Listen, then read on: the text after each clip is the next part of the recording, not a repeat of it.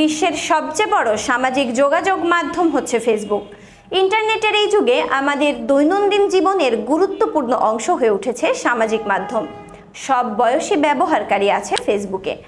Facebook শুধু বিনোদনের বা সময় কাটানোর প্ল্যাটফর্ম নয়, অনেকেই এখান থেকে মাসে আয় করছে লাখ লাখ টাকা।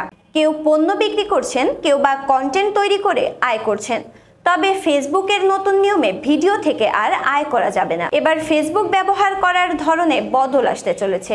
সম্প্রতি মেটা ঘোষণা করেছে, যেভাবে ব্যবহারকারীরা ফেসবুকে ভিডিও পোস্ট করেন কিংবা দেখেন তাতে আসতে চলেছে বড় সড় পরিবর্তন। নতুন যে ফিচার আসতে চলেছে তাতে ফেসবুকে আপলোড করা প্রত্যেকটা ভিডিওই, সে ছোট হোক বা দীর্ঘ হোক, সেই সব ভিডিওই নিজ থেকে রিল হিসেবেই পোস্ট হবে। অর্থাৎ এবার থেকে আর ব্যবহারকারীরা ভিডিও কিংবা রিলের মধ্যে কিছু বেছে নিতে হবে না, কারণ এবার থেকে দুটোই একই হতে চলেছে। অর্থাৎ আয় হবে শুধু রিলস থেকেই। এতদিন ফেসবুক ভিডিও এবং রিলের জন্য আলাদা আলাদা টুল ছিল। এখন একটি সিম্পল ইন্টারনেটে সব কিছু নিয়ে আসতে চলেছে মেটা।